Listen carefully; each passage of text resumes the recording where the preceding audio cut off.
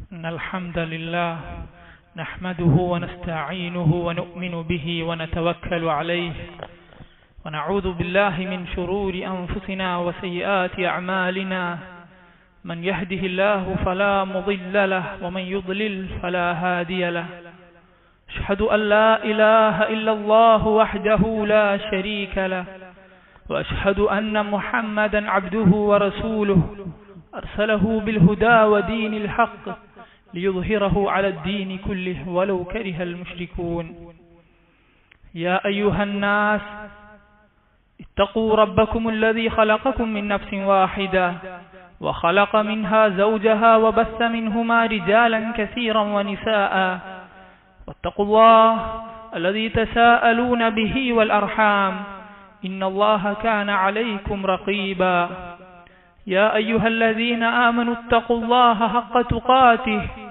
ولا تموتن إلا وأنتم مسلمون يا أيها الذين آمنوا اتقوا الله وقولوا قولا سديدا يصلح لكم أعمالكم ويغفر لكم ذنوبكم ومن يطع الله ورسوله فقد فاز فوزا عظيما أما بعد فإن خير الحديث كتاب الله وخير الحدي هدي محمد صلى الله عليه وسلم وشر الأمور محدثاتها وكل محدثة بدعة وكل بدعة ضلالة وكل ضلالة في النار.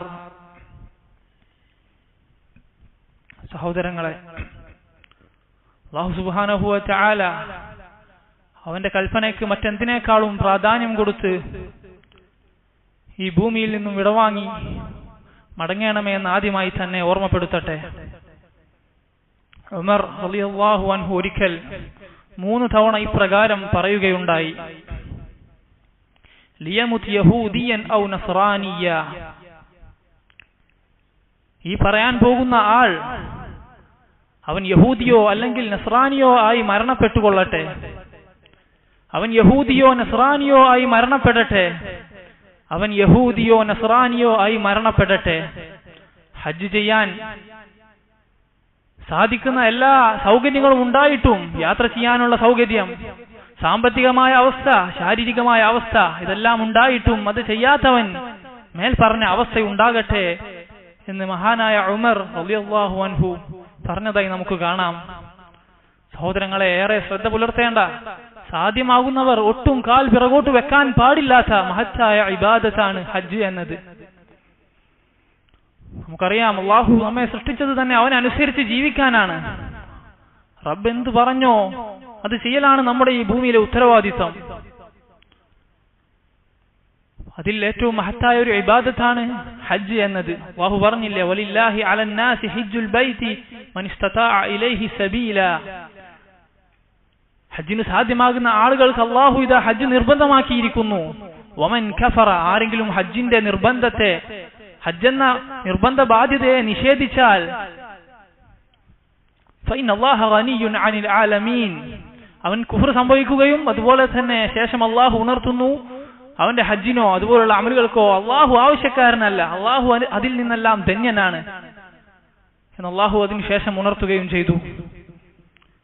ഹജ്ജിന്റെ പ്രാധാന്യം അറിയിക്കുന്ന ഒരു ഹദീസ് അല്ലാഹുവിന്റെ റസൂൽ സല്ലല്ലാഹു അലൈഹി വസല്ലം പറഞ്ഞു: ബുനിയൽ ഇസ്ലാമു അലാ ഖംസ്, 5 സുപ്രധാന കാര്യങ്ങളിലാണ് ഇസ്ലാം പടുത്തുയർത്തപ്പെട്ടിട്ടുള്ളത്. ഒന്നാമത്തേത് ഷഹാദത്തു അല്ലാ ഇലാഹ ഇല്ലല്ലാഹ് മുഹമ്മദുർ റസൂലുള്ളാഹ്, ലാ ഇലാഹ ഇല്ലല്ലാഹ് മുഹമ്മദുർ റസൂലുള്ളാഹ് എന്ന ഷഹാദത്ത്. രണ്ടാമത്തേത് നിസ്കാരം, മൂന്നാമത്തേത് നോമ്പും, നാലാമത്തേത് സകാത്തും, അഞ്ചാമത്തേതായി അല്ലെങ്കിൽ ഈ പറഞ്ഞ 5 കാര്യങ്ങളിലായിക്കൊണ്ട് ഹജ്ജിനെ അല്ലാഹുവിന്റെ റസൂൽ സല്ലല്ലാഹു അലൈഹി വസല്ലം എണ്ണുകയാണ്. ഈ 5 കാര്യങ്ങൾ മാത്രമാണോ ദീൻ? അല്ല. ഈ 5 കാര്യങ്ങളുടെ പ്രാധാന്യം, അതാണ് ഈ ഹദീസുകൾ അറിയിക്കുന്നത്, ഇസ്ലാമിൽ ഇതിന് നൽകിയിരിക്കുന്ന പ്രാധാന്യം. അപ്പോൾ ഹജ്ജ് എന്നത് നിസ്സാരമായി കണ്ടുകൂടാ. നോക്കൂ, ആയിഷ റളിയല്ലാഹു അൻഹ അല്ലാഹുവിന്റെ റസൂൽ സല്ലല്ലാഹു അലൈഹി വസല്ലമയോട് ചോദിക്കുന്നുണ്ട്, ജിഹാദിന്റെ അപാരമായ ശ്രേഷ്ഠതകൾ എന്താണെന്ന് അവർക്കറിയാം, എന്നാൽ സ്ത്രീകളായതിനാൽ അത് ചെയ്യാനുള്ള നിർവാഹമില്ല. അവർ ചോദിക്കുകയാണ്, ഹൽ അല നിസാഇ ജിഹാദ്, നിങ്ങൾ സ്ത്രീകൾക്ക് ജിഹാദുണ്ടോ റസൂലേ? അവിടുന്ന് പറഞ്ഞു നഅം, അതെ, ജിഹാദുൻ ലാ ഖിതാല ഫീഹി, ജിഹാദുണ്ട്, എന്നാൽ ആ ജിഹാദിൽ നിങ്ങൾക്ക് യുദ്ധം ചെയ്യേണ്ടതില്ല, യുദ്ധമില്ലാത്തൊരു ജിഹാദ്. ശാരീരികമായി ചില അധ്വാനം ആവശ്യമാണ്. ഏതാണത്? അൽ ഹജ്ജ് വൽ ഉംറ, ഹജ്ജും ഉംറയും അടങ്ങുന്ന ശാരീരികമായ പ്രവർത്തനങ്ങൾ ഉൾപ്പെടുന്ന ഈ രണ്ടു പ്രവർത്തനങ്ങൾ, അതാണ് നിങ്ങൾക്ക് ജിഹാദായിട്ടുള്ളത്. നോക്കൂ, ഹജ്ജിനെ ഇവിടെ ജിഹാദ് എന്നാണ് അല്ലാഹുവിന്റെ റസൂൽ സല്ലല്ലാഹു അലൈഹി വസല്ലം പറഞ്ഞിട്ടുള്ളത്. ഈ ഹദീസിൽ നിന്നും സ്ത്രീകളെ ജാഥയ്ക്കും മറ്റു പ്രതിഷേധങ്ങൾക്കും അങ്ങാടിയിലേക്ക് വലിച്ചിറക്കുന്ന ആളുകൾക്കുള്ള മറുപടിയുണ്ട്. ഈ കൂട്ടർ സ്വഹാബ സ്ത്രീകൾ യുദ്ധത്തിൽ പങ്കെടുത്തു എന്നിങ്ങനെ സ്ഥിരപ്പെടാത്ത വീരകഥകൾ അത് ആളുകൾക്കിടയിലേക്ക് പ്രചരിപ്പിച്ചുകൊണ്ടാണ് വീട്ടിലെ സ്ത്രീകളെ നാട്ടുകാർക്ക് കാഴ്ചവെക്കാറുള്ളത്. അവർക്കുള്ള മറുപടിയാണിത്. അതെ, അവർ യുദ്ധത്തിന് പോയിരുന്നു, പ്രയാസപ്പെടുന്ന മുറിവേറ്റ ആളുകൾക്ക് താങ്ങാവാൻ തണലാകാൻ അവർ പോയിരുന്നു, ശുശ്രൂഷിക്കാനായി പോയിരുന്നു. എന്നാൽ ഈ ആളുകൾ പറയും വിധം, ഈ പറയുന്ന കാര്യത്തിന് തെളിവായിക്കൊണ്ട് രാഷ്ട്രീയ ആവശ്യത്തിനും മറ്റും സ്ത്രീകളെ തെരുവിലിറക്കുന്ന ഈ ഒരു കാലഘട്ടത്തിൽ പ്രത്യേകം ഈ ഹദീസുകൾ ശ്രദ്ധിക്കുക. എന്തിനേറെ സലഫികളാണെന്ന് പറയുന്ന ആളുകൾ വരെ ഈ കാര്യത്തിൽ ലജ്ജിക്കുന്നില്ല. ചെയ്തു കഴിഞ്ഞതിന് ശേഷം കൂട്ടത്തിലെ പണ്ഡിതന്മാരെന്ന് പറയുന്ന ആളുകൾ തന്നെ വലിയ വീമ്പിളക്കി പറയുകയാണ്, നിങ്ങളുടെ സ്ത്രീകൾ ഇങ്ങനെയൊക്കെ ചെയ്തു. എന്തിനേറെ കഴിഞ്ഞ ഇലക്ഷനിൽ സ്ത്രീകളുടെ പങ്കാളിത്തം വർദ്ധിച്ചു എന്നത് ഏറെ സന്തോഷമുളവാക്കുന്ന കാര്യമാണെന്ന അർത്ഥത്തിൽ ഈ ഒരു കൂട്ടരുടെ നേതാവ് സംസാരിക്കുന്നതായി കണ്ടു. സുന്നത്തിന്റെ ആളുകളാണ്, എന്തിനേറെ മുജാഹിദുകളാണെന്ന് വീരവാദം മുഴക്കുന്ന ആളുകൾ തന്നെയാണ് ഈ പറഞ്ഞിട്ടുള്ളത്. ഹജ്ജിൽ നിന്നും ആളുകളെ പിന്തിരിപ്പിക്കുന്ന പ്രധാനമായ ചില കാരണങ്ങൾ, അതിനുള്ള പരിഹാരവും ഉണർത്താൻ ഉദ്ദേശിക്കുന്നു. ഒന്നാമത്തേത് ദാരിദ്ര്യ ഭയമാണ്.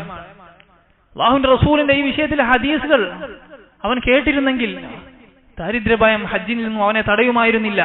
മറിച്ച് ദാരിദ്ര്യത്തെ മായ്ച്ചു കളയുന്നതാണ് ഹജ്ജും ഉംറയും എന്നാണ് അവിടുന്ന് പറഞ്ഞിട്ടുള്ളത്. നോക്കൂ, ഫഇന്നഹുമാ യൻഫിയാനിൽ ഫഖ്റ വദ്ദുനൂബ്, പാപങ്ങളെയും ദാരിദ്ര്യത്തെയും ഹജ്ജും ഉംറയും മായ്ച്ചു കളയുന്നതാണ്, ഇല്ലാതാക്കുന്നതാണ്. ഏതുപോലെ? കമാ യൻഫിൽ കീറു ഹബസൽ ഹദീദി വദ്ദഹബി വൽ ഫിദ്ദ, കൊല്ലൻ തന്റെ കയ്യിലെ ആ ഉപകരണം ഉപയോഗിച്ച് സ്വർണത്തെയും വെള്ളിയെയും ഇരുമ്പിനെയും എല്ലാം ശുദ്ധീകരിക്കുമ്പോൾ അതിലെ ആ മാലിന്യങ്ങൾ പറന്നു പോകുന്നത് പോലെ അവന്റെ പാപങ്ങളും ദാരിദ്ര്യവും അവനിൽ നിന്ന് ഇല്ലാതാകും. എന്ത് കാരണത്താൽ? ഹജ്ജും ഉംറയും കാരണത്താൽ. മറ്റു തടസ്സമായി ആളുകൾ പറയാറുള്ളത് വർദ്ധിച്ച ജീവിത ചെലവ് എന്നാണ്. ഈ കാലഘട്ടത്തിൽ സലമ ബിൻ ദീനാർ താബിഈയാണ്, ഹദീസ് റിവായത്ത് ചെയ്ത് അറിയപ്പെട്ട പണ്ഡിതനാണ്. അദ്ദേഹത്തിന്റെ അടുക്കൽ വന്ന് ഈ ഒരു ആവലാതി ഒരാൾ ബോധിപ്പിക്കുന്നുണ്ട്. വ്യസന സമേതമാണ് അദ്ദേഹം പറയുന്നത്. വിലക്കയറ്റത്തെ സംബന്ധിച്ചുള്ള ആവലാതി, ജീവിത ചിലവുകൾ വർദ്ധിക്കുകയാണ്. അദ്ദേഹം തിരിച്ചു ചോദിച്ച മനോഹരമായൊരു ചോദ്യം, വിലയിടിവിന്റെ സമയത്ത് റിസ്ക് തന്നവൻ തന്നെ നിനക്ക് വിലക്കയറ്റത്തിന്റെ സമയത്തും ജീവിത ചിലവുകൾ വർദ്ധിക്കുന്ന സമയത്തും റിസ്ക് നൽകുന്നതാണ്. അത് റബ്ബ് ഏറ്റെടുത്ത കാര്യമാണ്. നീ അതിലെന്തിന് ആവലാതിപ്പെടണം? അതിനുവേണ്ട മാർഗങ്ങൾ സ്വീകരിച്ച് തവക്കുലാക്കി മുൻപോട്ട് പോവുക എന്നല്ലാതെ. മറ്റൊരു കാര്യം അറിയേണ്ടത്, വിവാഹം കഴിക്കലും അതുപോലെ തന്നെ സന്താനം ഉണ്ടാവലും റിസ്ക് വർദ്ധിക്കാനാണ് കാരണമാവുക. പണ്ഡിതന്മാർ പറയാറുള്ളത് പോലെ വിവാഹം കഴിച്ചാൽ അവളുടെ റിസ്കുമായി ആണ് നിന്റെ വീട്ടിലേക്ക് കടന്നു വരുന്നത്. സന്താനങ്ങൾ ഉണ്ടായാൽ അവന്റെ റിസ്കുമായാണ് നിന്റെ അടുക്കലേക്ക് കടന്നു വരുന്നത്. വിവാഹത്തോടുകൂടി അവളുടെ പിതാവിന്റെ പോക്കറ്റിലെത്തിയിരുന്ന പണം ഇനി മുതൽ നിന്റെ പോക്കറ്റിലേക്കാണ് എത്താൻ പോകുന്നത്. റിസ്കിന്റെ യാഥാർത്ഥ്യം മനസ്സിലാക്കിയ ആളുകൾക്ക് ഇത് അനുഭവത്തിൽ തന്നെ മനസ്സിലാകുന്നതാണ്. അതുകൊണ്ട് തന്നെ അതൊരു പക്ഷേ ബറക്കത്തായിട്ടായിരിക്കാം, ശമ്പള വർധനവ് തന്നെ ആയിരിക്കണമെന്നില്ല. എന്റെ ജീവിതത്തിൽ ബറക്കത്ത് അല്ലാഹു വർദ്ധിപ്പിച്ചു തരും. അല്ലാഹു തന്ന വാഗ്ദാനമാണ്. അല്ലാഹുവിന്റെ വാഗ്ദാനം, പിശാചിന്റെ വാഗ്ദാനം, ഇത് രണ്ടും ഒരുമിച്ച് വരുമ്പോൾ അല്ലാഹുവിന്റെ വാഗ്ദാനത്തെ കളവാക്കുന്നവരുടെ കൂട്ടത്തിൽ നീ പെട്ടുപോകല്ലേ. എന്താണ് പിശാചിന്റെ വാഗ്ദാനം? അല്ലാഹു പറഞ്ഞില്ലേ, അശ്ശൈത്താനു യഇദുകുമുൽ ഫഖർ, പിശാച് നിങ്ങൾക്ക് വാഗ്ദാനം നൽകുന്നത് ഇബാദത്തുകളിൽ നിന്നും നിങ്ങളെ പിന്തിരിപ്പിക്കാൻ, അല്ലാഹുവിനെ അനുസരിക്കുന്നതിൽ നിന്നും മുന്നിടാൻ നിങ്ങളെ തടയുന്നത് എന്ത് ആയുധം വെച്ചിട്ടാണ്? ദാരിദ്ര്യം എന്ന ആയുധം. അത് കാണിച്ച് പേടിപ്പിച്ചിട്ടാണ്. ഇന്ന ശൈത്താനു യഇദുകുമുൽ ഫഖറ വയഅമുറുകും ബിൽ ഫഹ്ശാ, ഈ ദാരിദ്ര്യം നിമിത്തം ഫഹ്ശാകളിലേക്ക്, ഹറാമുകളിലേക്ക് എത്തിക്കുന്നു.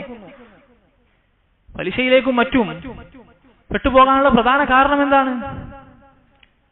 അല്ലാഹുവിനെ ധിക്കരിക്കാൻ ആളുകളെ പ്രേരിപ്പിക്കുന്നത് പല കാരണങ്ങളിൽ ഒരു സുപ്രധാന കാരണമാണ് ദാരിദ്ര്യ ഭയം എന്നത്.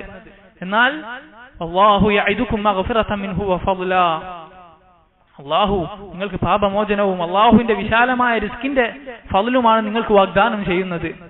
അല്ലാഹു റിസ്ക് നമുക്ക് വാഗ്ദാനം ചെയ്ത കാര്യമാണ്. അതിന്റെ നേർ വിപരീതം ആരാണ് നമുക്ക് വാഗ്ദാനം ചെയ്തത്, ആരാണ് നമ്മെ അതിലേക്ക് പ്രേരിപ്പിക്കുന്നത് എന്ന് ഈ ആയത്തിൽ നിന്ന് നമുക്ക് മനസ്സിലായി.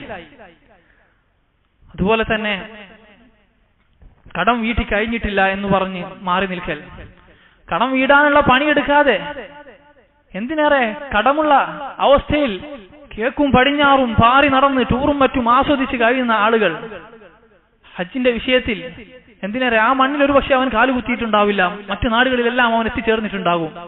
ഹജ്ജിന്റെ വിഷയം വരുമ്പോൾ അവൻ പ്രത്യേകം പറയും സമയമായിട്ടില്ല, അല്ലെങ്കിൽ പ്രായമാകട്ടെ. സഹോദരങ്ങളെ, പണ്ഡിതന്മാർ പറഞ്ഞതുപോലെ ഹജ്ജ് വാജിബുൻ അലൽ ഫൗർ, അതാണ് യഥാർത്ഥമായ ഈ വിഷയത്തിലെ യാഥാർത്ഥ്യം. വാജിബുൻ അലൽ ഫൗർ, പെട്ടെന്ന് തന്നെ ചെയ്യേണ്ടതാണ് സാധ്യമാകുന്ന ആളുകളാണെങ്കിൽ. അത് വൈകിപ്പിച്ചുകൂടാ. സാധ്യമായിട്ടും വൈകിപ്പിക്കൽ അതിന് പാപഭാരം വഹിക്കേണ്ടി വരുമെന്ന് പണ്ഡിതന്മാർ പറഞ്ഞതായി കാണാം. അതുപോലെ തന്നെ ഹജ്ജിൽ നിന്നും ആളുകളെ തടയുന്ന, പ്രത്യേകിച്ചും ഈ കാലഘട്ടത്തിൽ സുപ്രധാനമായ വലിയൊരു തടസ്സമാണ് EMI കെണികളിൽ പെട്ടുപോവുക എന്നത്. സഹോദര, ബാങ്കുകാർ അവർ കച്ചവടക്കാരാണ്. ഈ യാഥാർത്ഥ്യം നീ മറന്നുപോവല്ലേ. അവർക്കത് ബിസിനസ്സാണ്. സമ്പന്നരേക്കാൾ ഒരുപക്ഷെ അവർക്ക് ആവശ്യം ദിവസക്കൂലി വാങ്ങുന്ന നമ്മളാണ്. വല്ല തടസ്സവും വന്നാൽ, കാലൊന്നു പൊട്ടിയാൽ വാങ്ങിയ പണം തിരിച്ചു കൊടുക്കാൻ പറ്റാതെ പലിശയും പലിശക്കുമേൽ പലിശയും അടിഞ്ഞുകൂടൽ, അതാണ് അവരുടെ ബിസിനസ്സിലെ ലാഭം. ഈ യാഥാർത്ഥ്യം നീ മറന്നുപോവല്ലേ. ആളുകൾ മറ്റുള്ള ആരോട് കടം ചോദിക്കുന്നതിനേക്കാൾ പ്രാമുഖ്യം നൽകുന്നത്, അല്ലെങ്കിൽ അവനൊരു അന്തസ്സായി തോന്നുന്നത് ബാങ്കിൽ പോയി ലോൺ എടുക്കലാണ്. സഹോദര, ഒന്ന് ഹലാലും, കടം എന്നത് അള്ളാഹു ഹലാലാക്കി അനുവദിച്ച കാര്യമാണ്, മറ്റൊന്ന് അള്ളാഹു വിലക്കിയ കാര്യമാണ്. ഒന്നുകൂടെ വ്യക്തമായി പറഞ്ഞാൽ, ഒന്ന് അള്ളാഹുവിന് ഇഷ്ടമാണ്, അല്ല അള്ളാഹു അനുവദിച്ചതാണ്, മറ്റൊന്ന് അള്ളാഹു വെറുക്കുന്നതാണ്. നിന്റെ ഈഗോ പ്രശ്നം നിമിത്തം ആളുകളോട് കടം ചോദിക്കാൻ മടിച്ചിട്ട് ബാങ്കിൽ പോയി പലിശ എടുക്കല്ലേ. കടത്തിനെ പ്രോത്സാഹിപ്പിക്കുകയല്ല, മറിച്ച് കുടുങ്ങിയ ഘട്ടങ്ങളിൽ ആളുകളോട് ചോദിക്കാനുള്ള ഈ ഒരു പ്രശ്നം കാരണം ബാങ്കിനെ ആശ്രയിക്കൽ. ഒരുപക്ഷെ വലിയ തുകയായിരിക്കാം. അറിയുന്ന സമ്പന്നരായ സഹോദരന്മാരോട് മാസാമാസം ഗഡുവായി ബാങ്കുകാർക്ക് കൊടുക്കുന്നത് പോലെ നിനക്ക് തരാം എന്ന രീതിയിൽ സംസാരിച്ചത് തീരുമാനമാക്കാവുന്നതാണ്. അനുവദിച്ച കാര്യമാണ് കടം എന്നത്. എന്നാൽ അത് ചെയ്യാൻ ആളുകൾ അഭിമാന പ്രശ്നം കാണുകയും ഹറാമിലേക്ക് ഒരു മടിയുമില്ലാതെ കുതിച്ചു ചാടുകയും ചെയ്യുന്ന അവസ്ഥ അത് നമുക്കുണ്ടാവരുത്. തന്റെ ആയുഷ്കാലം മുഴുവൻ EMI അടച്ച് അവസാനം അങ്ങനെ മരണപ്പെട്ടു പോകുന്ന ഒരു അവസ്ഥ നമുക്കുണ്ടായിക്കൂടാ. അതുപോലെ തന്നെ ഹജ്ജിന്റെ ശ്രേഷ്ഠതകൾ അറിയിക്കുന്ന ഹദീസുകൾ അതിനുവേണ്ടി പണം കണ്ടെത്താൻ നമ്മെ പ്രോത്സാഹിപ്പിക്കുന്നതാണ്, നമ്മെ പ്രേരിപ്പിക്കുന്നതാണ്. അല്ലാഹുവിന്റെ റസൂൽ സ്വല്ലല്ലാഹു അലൈഹി വസല്ലം പറഞ്ഞു, മൻ ഹജ്ജ ലില്ലാഹി ഫലം യർഫുസ് വലം യഫ്സുഖ്, ഫിസ്ഖോ റഫ്സോ ഇല്ലാതെ ഒരാൾ ഹജ്ജ് നിർവഹിച്ചാൽ അവന്റെ മാതാവ് പ്രസവിച്ച ദിനത്തിൽ എങ്ങനെയാണോ അതുപോലെ ആയിരിക്കും അവൻ ഹജ്ജ് നിർവഹിച്ച് മടങ്ങി വരുന്നത്. എന്താണ് ഫിസ്ഖ്? ഹറാമുകൾ സംഭവിക്കാതെ, ചെറുപാപങ്ങളോ വൻപാപങ്ങളോ സംഭവിക്കാതെ. അതുപോലെ തന്നെ റഫ്സ് ഇല്ലാതെ, റഫ്സ് എന്ന് വെച്ചാൽ ഇഹ്റാമിൽ പ്രവേശിച്ചു കഴിഞ്ഞാൽ, ഹജ്ജിന് ഉദ്ദേശിച്ചു കഴിഞ്ഞാൽ ചെയ്യാൻ പാടില്ലാത്ത കാര്യങ്ങൾ, ഭാര്യയുമായുള്ള ബന്ധവും മറ്റും, അതുപോലെ തന്നെ മോശമായ സംസാരവും മറ്റ് ഹറാമുകളും ഇല്ലാതെ ഒരുവൻ ഹജ്ജ് നിർവഹിച്ചു കഴിഞ്ഞാൽ അവന്റെ പ്രതിഫലത്തിന്റെ ആ മഹത്വം ഒന്ന് കേട്ടു നോക്കൂ. കയൗമിൻ വലദതുഹു ഉമ്മുഹു, ഉമ്മ പ്രസവിച്ച ആ ഒരു കുട്ടിയെ പോലെ ഒരു പാപഭാരവും ഇല്ലാതെ, പാപക്കറയും ഇല്ലാതെ ശുദ്ധനായിക്കൊണ്ട് ആണ് അവൻ മടങ്ങി വരുന്നത് എന്നാണ്. നോക്കൂ, മബ്റൂറായ ഹജ്ജ്, അതിന്റെ പ്രതിഫലം വളരെ വലുതാണ്. ഹജ്ജ് മബ്റൂറായിക്കൊണ്ട് ചെയ്യണമെന്ന് പ്രത്യേകം ഹദീസുകളിൽ കാണാം. എന്താണ് മബ്റൂർ എന്നതുകൊണ്ട് ഉദ്ദേശിക്കുന്നത്? 3 കാര്യങ്ങളാണ് പണ്ഡിതന്മാർ പറഞ്ഞിട്ടുള്ളത്. ഒന്ന്, പാപങ്ങൾ സംഭവിക്കാതെ ഹജ്ജ് ചെയ്യുക. ഹജ്ജും ഉംറയും ചെയ്യാൻ അത്രയും കൊതിച്ചുകൊണ്ടാണ് അവിടെ ചെല്ലുന്നത്. ശരിയാണ്, അതിൽ പാപങ്ങൾ സംഭവിച്ചു പോകുമോ എന്ന് ഒരുപക്ഷെ നമ്മൾ സംശയിച്ചേക്കാം. നബി സല്ലല്ലാഹു അലൈഹി വസല്ലം പറഞ്ഞതുപോലെ ശൈത്താനു യജ്രി ബിന ആദമ മജ്റദ്ദം, രക്തം സഞ്ചരിക്കുന്നിടത്തൂടെ എല്ലാം ശൈത്താൻ സഞ്ചരിക്കുന്നതാണ്. ഹറാമിലേക്കുള്ള പ്രേരണ എപ്പോഴും ഉണ്ടാകുന്നതാണ്. അല്ലാഹു പറഞ്ഞില്ല, യാ അയ്യുഹല്ലദീന ആമനൂ ലയബ്ലുവന്നകുമുല്ലാഹു ബിശൈഇൻ മിനസ് സൈദി തനാലുഹു ഐദീകും വരിമാഹുക്കും. ഇഹ്റാമിന്റെ വേളയിൽ വേട്ടയാടൽ ഹറാമാണ്. എന്നാൽ അല്ലാഹു നിങ്ങളെ പരീക്ഷിക്കുക തന്നെ ചെയ്യും, വേട്ടയാടാൻ ഉള്ള സൗകര്യം നിങ്ങൾക്ക് ഒരുക്കി തന്നുകൊണ്ട്. പണ്ഡിതന്മാർ പറയാറുള്ളത് പോലെ ഹറാമുകൾ എളുപ്പമാക്കിക്കൊണ്ട് അല്ലാഹു പരീക്ഷിക്കും. അപ്പോൾ ഇബാദത്തുകളിൽ നമ്മളെ ഇഖ്ലാസ് എത്രത്തോളം ഉണ്ട് എന്നത്, ഹജ്ജും ഉംറയുമാണ് ആ ഒരു പുണ്യ നാട്ടിലേക്കാണ് പോകുന്നത് എന്നത് ഹറാമിലേക്കുള്ള പിശാചിന്റെ വലി ഇല്ലാതാക്കുകയില്ല എന്ന യാഥാർത്ഥ്യം നീ മനസ്സിലാക്കുക. മഹാനായ സ്വഹാബി അംർ ഇബ്നുൽ ആസ് റളിയല്ലാഹു അൻഹു അദ്ദേഹം പറയുന്നുണ്ട്, ഫലമ്മാ ജഅല അല്ലാഹുൽ ഇസ്ലാമ ഫീ ഖൽബി, അല്ലാഹു ഇസ്ലാമിലേക്ക് എനിക്ക് ഹിദായത്ത് നൽകിയപ്പോൾ ഞാൻ അല്ലാഹുവിന്റെ റസൂലിന്റെ അടുക്കൽ ചെന്നു. എന്നിട്ട് ഞാൻ പറഞ്ഞു, ഉബ്സുദ് യമീനക ഫലഉബായിഅക, ബൈഅത്ത് ചെയ്യാനായി അങ്ങയുടെ വലതു കൈ എനിക്കൊന്ന് നീട്ടി തരൂ എന്ന് അദ്ദേഹം പറഞ്ഞു.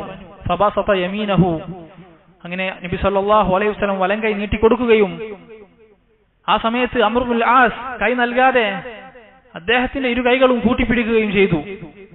അപ്പോൾ എന്താണ് അംറേ നീ കൈ തരാത്തതെന്ന് അല്ലാഹുവിന്റെ റസൂൽ സല്ലല്ലാഹു അലൈഹി വസല്ലം ചോദിച്ചപ്പോൾ അദ്ദേഹം പറഞ്ഞു, എനിക്കൊരു കണ്ടീഷൻ ഉണ്ട്, ഞാനൊരു കാര്യം കണ്ടീഷൻ വെക്കാൻ ആഗ്രഹിക്കുന്നു ഇസ്ലാം സ്വീകരിക്കുന്നതിന് മുമ്പായി. എന്താണ്? അയ്യുഗ്ഫറ ലി, എന്റെ പാപങ്ങളെല്ലാം പൊറുക്കപ്പെടണമെന്നാണ് കണ്ടീഷൻ.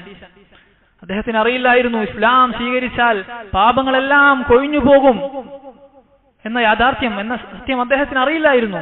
അപ്പോൾ നബി സല്ലല്ലാഹു അലൈഹി വസല്ലം അദ്ദേഹത്തോട് തിരിച്ചു ചോദിക്കുന്നുണ്ട്, അമാ അലിംത, നിനക്കറിയില്ലായിരുന്നോ അന്നൽ ഇസ്ലാമ യഹ്ദിമു മാ കാന ഖബ്ല, അതിനു മുമ്പ് സംഭവിച്ചതെല്ലാം ഇസ്ലാം തകർത്ത് കളയുന്നതാണ്, ആ പാപങ്ങളെല്ലാം ഇസ്ലാം നശിപ്പിക്കുന്നതാണ്, അഥവാ പാപങ്ങളിൽ നിന്ന് സുരക്ഷിതനായി തീരുന്നതാണ് എന്ന് വെച്ചാൽ പാപഭാരങ്ങൾ ഇല്ലാതായി തീരുന്നതാണ്. വഅന്നൽ ഹിജ്റത തഹ്ദിമു മാ കാന ഖബ്ലഹ, അതുപോലെ തന്നെ ഹിജ്റ എന്നത് ഇസ്ലാം അനുസരിച്ച് ജീവിക്കാൻ പറ്റാത്ത നാട് ഉപേക്ഷിച്ച് അതിന് സാധ്യമാകുന്ന നാട്ടിലേക്ക് മാറി താമസിക്കുക എന്നത് അതും ഇതുപോലെ തന്നെ പാപങ്ങളെല്ലാം മായ്ച്ചു കളയാൻ പര്യാപ്തമാക്കുന്ന പ്രവർത്തനമാണ്.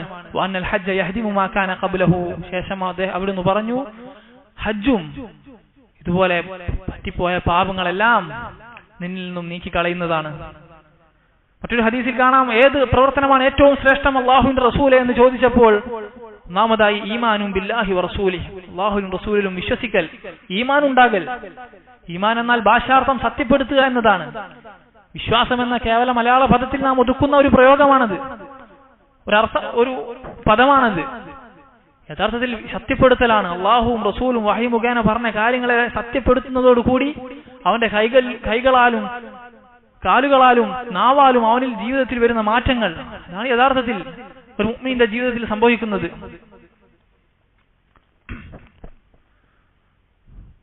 ശേഷം അവിടുന്ന് പറഞ്ഞു, സുമ്മ മാദാ ജിഹാദുൻ ഫീ സബീലില്ലാ, പിന്നെ ഏറ്റവും ശ്രേഷ്ഠമായ പ്രവർത്തനം ഏതാണ്? അല്ലാഹുവിന്റെ മാർഗത്തിൽ ജിഹാദ് നടത്തലാണ്. പിന്നെയോ ഹജ്ജുൻ മബ്റൂർ, മബ്റൂറായ ഹജ്ജ്. നാം നേരത്തെ പറഞ്ഞു 3 കാര്യങ്ങളാണ് മബ്റൂറായ ഹജ്ജ്. പാപങ്ങളില്ലാതെ, അതുപോലെ തന്നെ ആളുകളെ കാണിക്കുന്ന ഉദ്ദേശത്തിലല്ലാതെ, അതുപോലെ തന്നെ അനുവദനീയമായ പണം കൊണ്ട്, ഈ 3 കാര്യങ്ങളിലൂടെയാണ് ഹജ്ജ് മബ്റൂറായി തീരുക. നോക്കൂ, മറ്റൊരു പ്രതിഫലമായിക്കൊണ്ട്, മറ്റൊരു ശ്രേഷ്ഠതയായിക്കൊണ്ട് അല്ലാഹുവിന്റെ റസൂൽ സല്ലല്ലാഹു അലൈഹി വസല്ലം അറിയിച്ച കാര്യമാണ് നരകമോചനം എന്നത്. അവിടുന്ന് പറഞ്ഞു, മാ മിൻ യൗമിൻ അക്സറ മിൻ അൻ യുഅതിക അല്ലാഹു ഫീഹി അബ്ദൻ മിനൻ നാർ മിൻ യൗമി അറഫ. അറഫ ദിനത്തിൽ അല്ലാഹു നരകമോചനം നൽകുന്നത് പോലെ ആളുകളെ നരകത്തിൽ നിന്നും മോചിപ്പിക്കുന്ന മറ്റൊരു ദിനമില്ല. അതുപോലെ തന്നെ മറ്റൊരു ശ്രേഷ്ഠതയാണ് ചോദിക്കുന്ന ആവശ്യങ്ങൾ നിറവേറ്റപ്പെടുമെന്നത്. അവിടുന്ന് പറഞ്ഞതായി കാണാം, വഫ്ദുല്ലാഹി സലാസ, അല്ലാഹുവിലേക്കുള്ള സംഘം, അല്ലാഹുവിന്റെ സംഘം 3 കൂട്ടരാണ്. അൽ ഹാജ്, ഹജ്ജ് ഉദ്ദേശിച്ച ആൾ, വൽ മുഅ്തമിർ, അതുപോലെ തന്നെ ഉംറ ചെയ്ത ആൾ, ഉംറ ഉദ്ദേശിച്ച ആൾ, വൽ ഗാസി, അല്ലാഹുവിന്റെ മാർഗത്തിൽ ജിഹാദിന് പുറപ്പെട്ട ആൾ. ഈ 3 കൂട്ടരുടെയും പ്രത്യേകത എന്താണ്? ഉലൈകല്ലദീന യസ്അലൂന അല്ലാഹ്, ഈ ആളുകൾ അല്ലാഹുവിനോട് ചോദിക്കും, ഫയുഅതീഹിം സുആലഹും, എന്താണോ ചോദിച്ചത് അല്ലാഹു അവർക്ക് നൽകും. ചില്ലറയാണോ പോരിശ? അല്ല, വളരെ ശ്രേഷ്ഠത, വളരെ വലിയ മഹത്വമാണ് ഈ അമലിനായിട്ട് അല്ലാഹു അറിയിച്ചു തന്നിരിക്കുന്നത്. ചോദിക്കുക, ആ കാര്യങ്ങൾ ലഭിക്കുമെന്നത്. അതുപോലെ തന്നെ പണ്ഡിതന്മാർ പ്രത്യേകം പറയുന്ന കാര്യമാണ്, ഏതൊരു കാര്യവും ചെയ്യുന്നതിന് മുമ്പ് ഇതാ ദുൽഖഅദ വരാനിരിക്കുന്നത് കഴിഞ്ഞാൽ ദുൽഹിജ്ജയാണ്. എപ്പോഴും നമ്മുടെ നാട്ടിൽ പ്രത്യേകിച്ചും സമ്പത്തുണ്ടെങ്കിലും ഗവൺമെന്റിന്റെ ആ ഒരു എളുപ്പത്തിൽ ഹജ്ജ് നിർവഹിക്കാനാണ് ആളുകൾ ഉദ്ദേശിക്കുന്നത്. സാധ്യമാകുമെങ്കിൽ അത്രയും ആയുസ് നീട്ടപ്പെടും എന്നെന്ത് ഉറപ്പാണുള്ളത്? സമ്പത്തുണ്ടായിട്ടും അതിനുവേണ്ടി കാത്തിരിക്കേണ്ട ആവശ്യമില്ല. ഇപ്പോൾ പ്രൈവറ്റിൽ തന്നെ 5 ലക്ഷം അല്ലെങ്കിൽ തന്നെ അതിന്റെ അല്പം മുകളിലായിക്കൊണ്ട് ഹജ്ജ് ചെയ്യാനുള്ള സൗകര്യം ലഭ്യമാണ്. നിശ്ചിത ദിവസങ്ങളിൽ വ്യത്യസ്ത തരത്തിലുള്ള എളുപ്പത്തിൽ ചെയ്യാവുന്ന പാക്കേജുകൾ ഇപ്പോൾ ആളുകൾ ട്രാവൽ ഏജന്റുമാർ ഒരുക്കി കൊടുക്കുന്നതായി നമുക്ക് കാണാൻ സാധിക്കും. അപ്പോൾ അതെല്ലാം ഉപയോഗപ്പെടുത്തുക.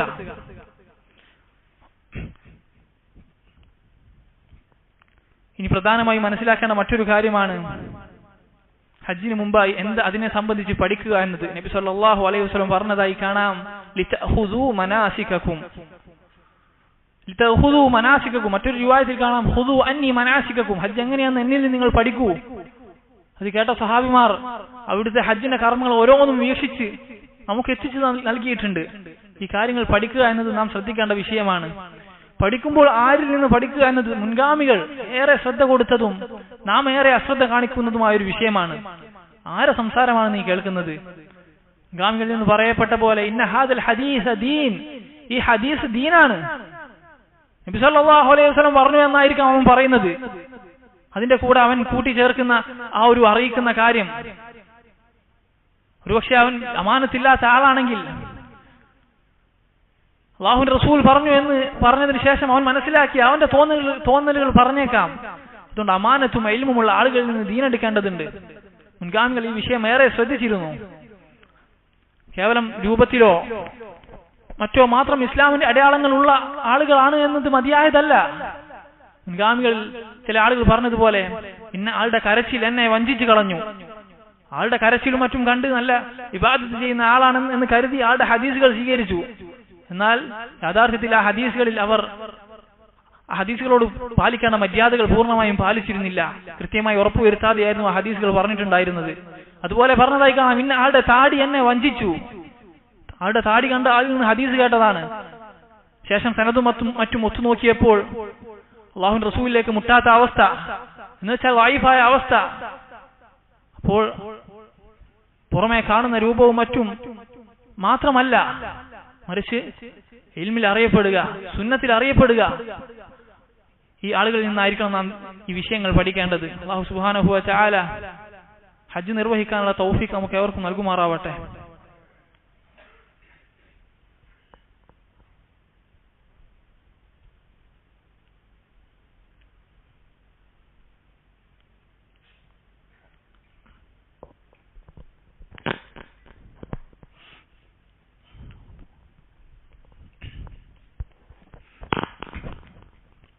الحمد لله والصلاة والسلام على رسول الله وعلى آله وأصحابه أجمعين ومن تبعهم بإحسان إلى يوم الدين.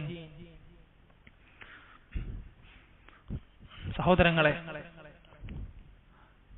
പോയിട്ട് തിരിച്ചു വരാനുള്ള സമ്പത്ത് കയ്യിലുള്ള ആളുകൾക്കാണ് ഹജ്ജ് നിർബന്ധമാവുക. ചില ആളുകൾ പറയുന്നത് പോലെ ഉംറക്കും മറ്റും പോയി ആ നാട്ടിലുള്ള മലയാളി ആളുകൾക്ക് പ്രയാസമായി തീരും വിധം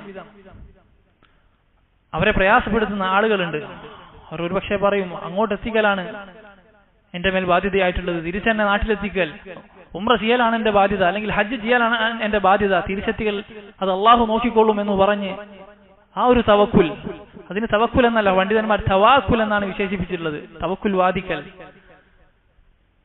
മറിച്ച് തവക്കുൽ എന്ന് വെച്ചാൽ ഇമാം അഹ്മദിനോടും മറ്റും ചോദിക്കുന്നുണ്ട്, എന്റെ കയ്യിൽ ഇത്ര സംഖ്യയുണ്ട്, ഞാൻ ഹജ്ജിന് പോകട്ടെ എന്ന് ചോദിച്ചപ്പോൾ അദ്ദേഹം കാത്തു നിൽക്ക്, പോയി തിരിച്ചു വരാനുള്ള ചെലവിന്റെ തുകയാകുന്നിടത്തോളം അതുവരെ നീ കാത്തു നിൽക്കുക എന്ന് അദ്ദേഹം പറഞ്ഞതായി കാണാം. അപ്പോൾ സമ്പത്തായി കഴിഞ്ഞാൽ ഹജ്ജ് നിർവഹിക്കൽ നിർബന്ധമാണ്. അതിനായി പണിയെടുക്കൽ പ്രോത്സാഹിപ്പിക്കപ്പെട്ട കാര്യമാണ്. നിന്റെ അധ്വാനത്തിൽ അല്പം അതിനായി മാറ്റിവെക്കാൻ അതേറെ പ്രോത്സാഹിപ്പിക്കപ്പെട്ട കാര്യമാണ്. ഈ ഒരു 20-ാം വയസ്സിൽ ഒരാൾ ഒരു 50 രൂപ ദിവസം കൂട്ടിവെച്ച് തുടങ്ങിയെന്ന് കരുതുക. അങ്ങനെയാകുമ്പോഴേക്കും അവന്റെ 50 കഴിയുമ്പോഴേക്കും അവൻ ഹജ്ജ് നിർവഹിക്കാനുള്ള തുക അവന്റെ കയ്യിൽ ലഭിക്കുന്നതാണ്. അതുപോലെ അതിന്റെ കൂടെ നിരന്തരമായി പ്രാർത്ഥിച്ചു കൊള്ളുക. മറ്റു ചിലർ മനസ്സിലാക്കിയതുപോലെ സ്വന്തം പണം തന്നെ ഇതിന് വേണം എന്നത് കണ്ടീഷനല്ല, ഷർത്തല്ല. പക്ഷേ അള്ളാഹുവിന്റെ ഫضലാൽ മറ്റുള്ള ആളുകൾ വഴി, സ്പോൺസേഴ്സ് വഴി, മറ്റു സംഘടനകൾ വഴി നിനക്ക് ഈ ഒരു സൗഭാഗ്യം കൈവന്നേക്കാം. അള്ളാഹു നീയും തമ്മിലുള്ള എത്രത്തോളം സിദ്ഖുണ്ടോ അതിനനുസരിച്ചുള്ള എളുപ്പങ്ങൾ, നിന്റെ ആഗ്രഹങ്ങൾ അള്ളാഹു പൂർത്തീകരിച്ചു തന്നേക്കാം. ആത്മാർത്ഥമായി എപ്പോഴും നീ ദുആ ചെയ്യലെല്ലാം നീ പ്രതീക്ഷിക്കാത്ത വിധം തൗഫീഖ് നിനക്ക് നേടി തന്നേക്കാം. ഈ പറഞ്ഞത് ആരെങ്കിലും ഒന്ന് സഹായിക്കുമെന്ന ഉദ്ദേശത്താൽ അതിനുവേണ്ടി പണം സ്വരൂപിച്ചു വെക്കാതിരിക്കാൻ വേണ്ടി പറഞ്ഞതല്ല. മറിച്ച് നിന്നെ കൊണ്ട് സാമ്പത്തികമായി എടുത്തു വെക്കാൻ പറ്റുന്നത് മറ്റ് നിർബന്ധമായ ചെലവുകളിൽ നിന്നും ചുരുക്കാതെ അതും പരിഗണിച്ചുകൊണ്ട് ഹജ്ജിനു വേണ്ടിയും മാറ്റിവെക്കുക. അതിന്റെ കൂടെ നിരന്തരമായി ദുആ ചെയ്യുക. തൗഫീഖ് അള്ളാഹുവിന്റെ അടുക്കലാണ്. സമ്പത്തുള്ള ഒന്നല്ല 100 ഹജ്ജ് ചെയ്യാൻ സമ്പത്തുള്ള ആളുകൾ അവരുടെ മനസ്സിലേക്ക് ഒരു തവണ പോലും ഹജ്ജ് ചെയ്യണമെന്ന തോന്നൽ വന്നിട്ടില്ല. ഇത് യാഥാർത്ഥ്യമാണ്. ഇതാണ് അള്ളാഹു ഉദ്ദേശിക്കുന്നവർക്ക് അതിനുള്ള തൗഫീഖ് കൊടുക്കൂ എന്ന് പണ്ഡിതന്മാർ പറയാനുള്ള കാരണം. അവൻ ചെയ്ത പാപങ്ങൾ കാരണത്താൽ ഒരു ഹജ്ജ് ചെയ്യണമെന്ന തോന്നൽ പോലും കടന്നു പോകാത്ത എത്ര തലകളാണ്, എത്ര തലയുടെ ഉടമകളാണ്. സമ്പന്നരായിരിക്കാം, എന്നാൽ മറുഭാഗത്ത് ഏറെ ദാരിദ്ര്യം അനുഭവിക്കുന്നവരായിരിക്കാം. അല്ലാഹുവിന്റെ തൗഫീഖിനാൽ മറ്റു പല രീതിയിലും അവനതിനുള്ള സൗഭാഗ്യം സിദ്ധിച്ചതായി നമുക്ക് കാണാം. അതുകൊണ്ട് ആത്മാർത്ഥമായി അല്ലാഹുവിനോട് ദുആ ചെയ്യുക.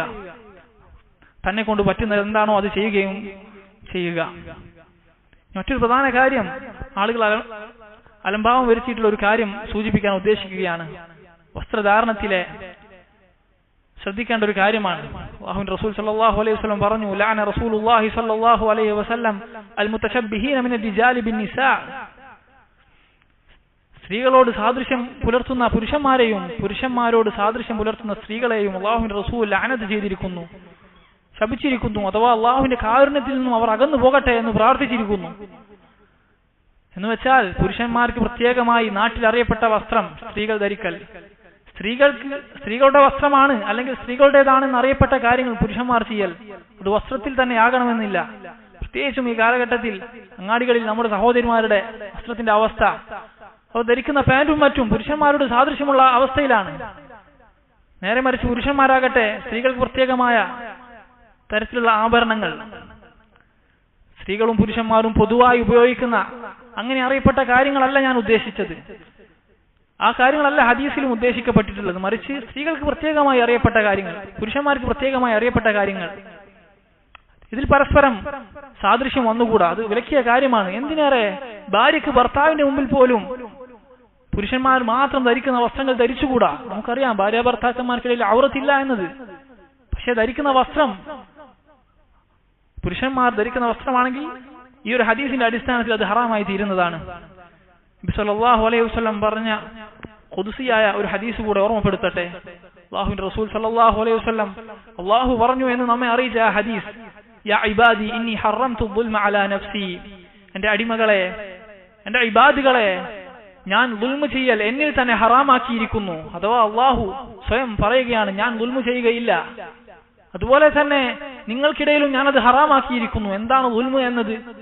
പൊതുവെ നമ്മുടെ മനസ്സിലേക്ക് വരിക സൃഷ്ടികളോട് ചെയ്യുന്ന സാമ്പത്തികമായോ അല്ലെങ്കിൽ അവരുടെ അഭിമാനത്തിലോ മറ്റോ വ്രണപ്പെടുത്തൽ ഉണ്ടാക്കൽ അല്ലെങ്കിൽ അവരുടെ സമ്പത്ത് കൊള്ളയടിക്കൽ, ഇത് മാത്രമല്ല ദുൽമ. ഇന്ന ശിർക ലദുൽമുൻ അദീം. അല്ലാഹുവിനോട് ചെയ്യുന്ന ഏറ്റവും വലിയ ദുൽമാണ് ശിർക്ക് എന്നത്. അതുപോലെ തന്നെ നാം നമ്മോട് തന്നെ ചെയ്യുന്ന ദുൽമ. ആദം അലൈഹിസ്സലാം പറഞ്ഞില്ലേ, റബ്ബനാ വലംന അൻഫുസനാ. അല്ലാഹുവിനെ ധിക്കരിച്ച് പോയപ്പോൾ ആദ്യം പ്രാർത്ഥിച്ച പ്രാർത്ഥനയാണ്, അല്ലാഹുവേ ഞാൻ എന്നോട് തന്നെ ദുൽമ ചെയ്തിരിക്കുന്നു. പാപങ്ങൾ അത് ദുൽമാണ്. അല്ലാഹു പറയുകയാണ്, ഇന്നി ഹറംതു ദുൽമ അലാ നഫ്സി. അല്ലാഹു ദുൽമ ചെയ്യില്ല എന്ന് നമ്മെ അറിയിക്കുകയാണ്. അല്ലാഹു ദുൽമ ചെയ്യില്ല എന്ന് അറിഞ്ഞു കഴിഞ്ഞാൽ സന്മാർഗം സിദ്ധിച്ച ആളുകൾ, നന്മയിൽ മുന്നേറുന്ന ആളുകൾ അതിലൊന്നുകൂടെ അവർ ആക്കം കൂട്ടും. കാരണം അല്ലാഹു അതിന്റെ പ്രതിഫലം പൂർണ്ണമായി തരും, അനീതി കാണിക്കില്ല. അതുപോലെ തന്നെ തിന്മയിൽ കഴിയുന്ന ആളുകൾ ഭയക്കേണ്ടതാണ്. ഈ തിന്മയിൽ അതിന്റെ ശിക്ഷ തരുമെന്ന് അറിയിച്ച റബ്ബാണ് അല്ലാഹു ദുൽമ ചെയ്യില്ല എന്ന് കൂടെ അറിയിച്ചത്. അപ്പോൾ അതിന്റെ ശിക്ഷ, അതിലൊരു ഇളവും പ്രതീക്ഷിക്കേണ്ട. അല്ലാഹു തന്റെ അടിമകളോട് അനീതി ചെയ്യില്ല എന്ന ഈ ബോധ്യം തിന്മകളിൽ വിരാജിക്കുന്ന ആളുകൾക്ക് ഉണ്ടാവേണ്ടതുണ്ട്. ശേഷം അല്ലാഹു പറയുന്നു, ഫലാ തദാലമു, അതായത് അതിനാൽ നിങ്ങൾ പരസ്പരം ദുൽമ ചെയ്യരുത്. ശേഷം അല്ലാഹു പറഞ്ഞു, യാ ഇബാദി, എന്റെ ഇബാദുകളെ, കുല്ലുക്കും വാൽ, നിങ്ങളെല്ലാവരും പിഴച്ചവരാണ്. ഇല്ലാ മൻ ഹദൈതു, ആർ മാത്രമേ രക്ഷപ്പെട്ടിട്ടുള്ളൂ, ഞാൻ ഹിദായത്ത് നൽകിയവൻ ഒഴികെ. നാം ഹിദായത്തിലാണെങ്കിൽ ആദ്യം പറഞ്ഞ വിഭാഗത്തിൽ നാം പെട്ടിട്ടില്ലെങ്കിൽ അള്ളാഹുവിന്റെ മഹത്തായ ഹിദായത്ത് കൊണ്ടാണ് നമുക്കതിന് സാധ്യമായത്. ആയതിനാൽ ഫസ്തഹ്ദൂനി അഹ്ദിക്കും, എന്നോട് നിങ്ങൾ ഹിദായത്ത് ചോദിക്കുക, അഹ്ദിക്കും, ഞാൻ നിങ്ങളെ ഹിദായത്തിലാക്കുന്നതാണ്, നേർവഴിയിലാക്കുന്നതാണ്. നോക്കൂ, അള്ളാഹു നേരിട്ടാണ് ചോദിക്കാൻ പറയുന്നത്, ഇടയിൽ ഒരു മധ്യവർത്തിയെയും ഒരു വലിയനെയും ആവശ്യപ്പെടുന്നില്ല. ശേഷം അള്ളാഹു പറയുന്നു, യാ ഇബാദി കുല്ലുക്കും ജാഇഉൻ ഇല്ലാ മൻ അത്അംതുഹു, നിങ്ങളെല്ലാവരും വിശന്ന അവസ്ഥയിലാണ്, ആർ മാത്രമേ ഇതിൽ നിന്ന് രക്ഷപ്പെട്ടിട്ടുള്ളൂ, ഇല്ലാ മൻ അത്അംതുഹു, ഞാൻ ഭക്ഷിപ്പിച്ചവരൊഴികെ. അൽഹംദുലില്ലാഹ്, നാം ആ അവസ്ഥയിലാണുള്ളത്. വിശപ്പിന്റെ അവസ്ഥയിലല്ല, മറിച്ച് വിശപ്പെന്തെന്ന് അറിയാത്ത അവസ്ഥയിലാണ് നാം ജീവിക്കുന്നത്. ഭക്ഷണം നമ്മുടെ തലകയിലെത്തുന്ന ആ ഒരു അവസ്ഥ എന്തെല്ലാം കാര്യങ്ങളിലൂടെ കടന്നുപോയിട്ടാണ് എന്നത് നാം എത്രത്തോളം ചിന്തിക്കാറുണ്ട്. ആകാശത്ത് നിന്ന് മഴ പെയ്യിപ്പിക്കുന്നത് മുതൽ അൻസല മിനസ് സമാഇ മാഅൻ ഫഅഖ്റജ ബിഹി മിനസ് സമറാത്തി റിസ്ഖൻ ലക്കും, അതുമൂലം നിങ്ങൾക്ക് വേണ്ട റിസ്കായ ചെടികൾ അല്ലാഹു മുളപ്പിച്ചു തരുന്നു.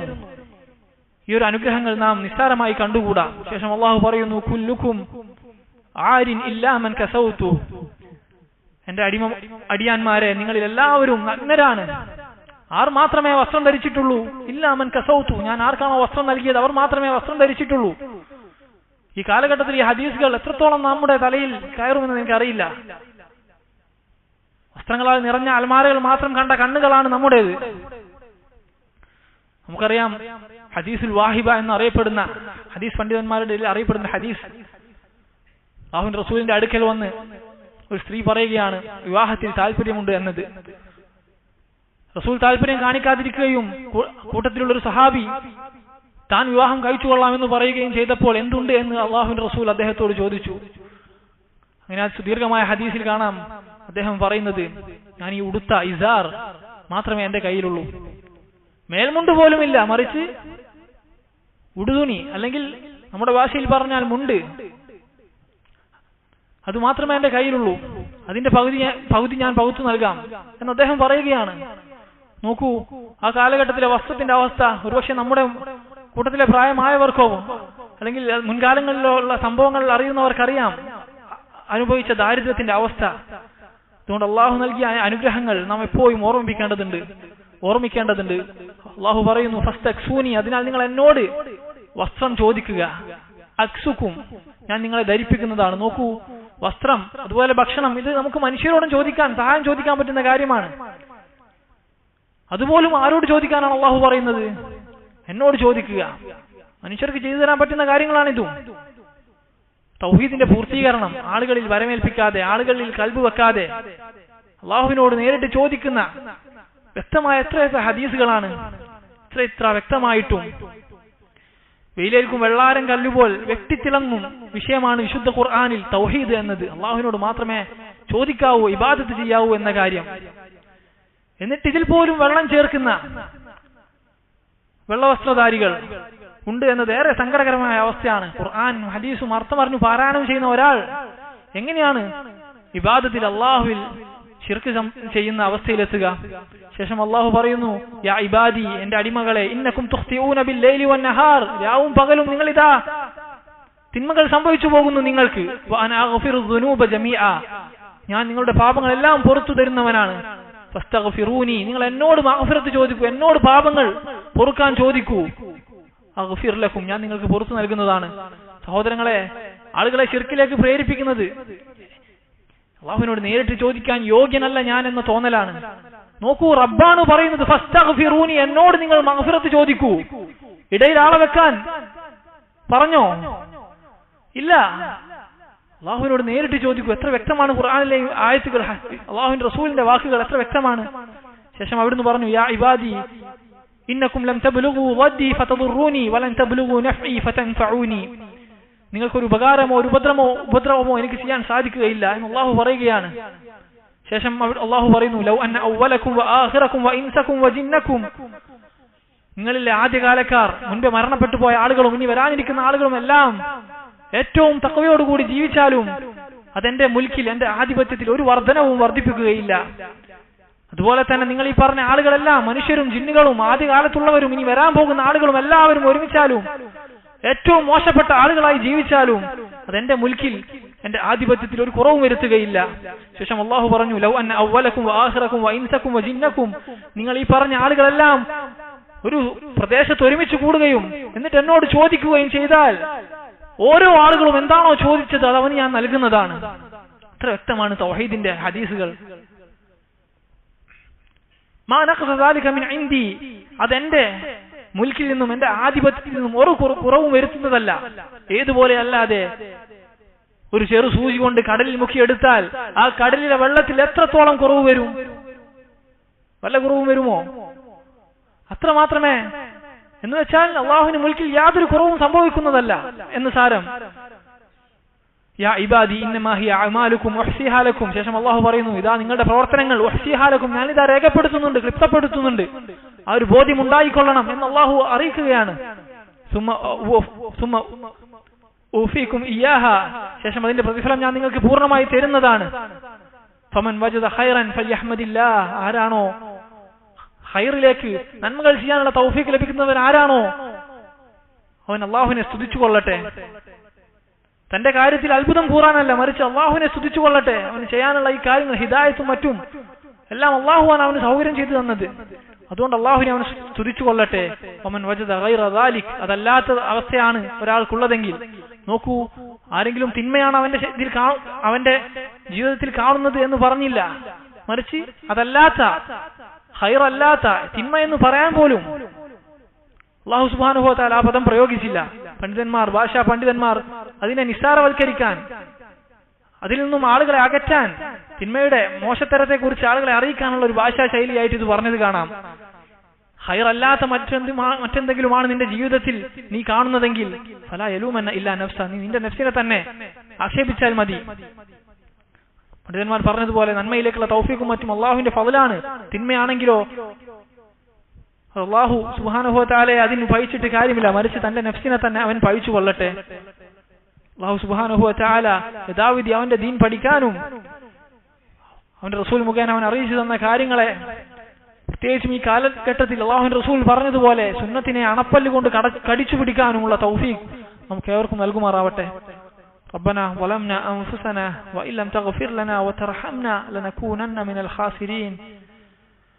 ربنا آتنا في الدنيا حسنة وفي الآخرة حسنة وقنا عذاب النار. صلى الله وسلم وبارك على نبينا محمد والحمد لله رب العالمين.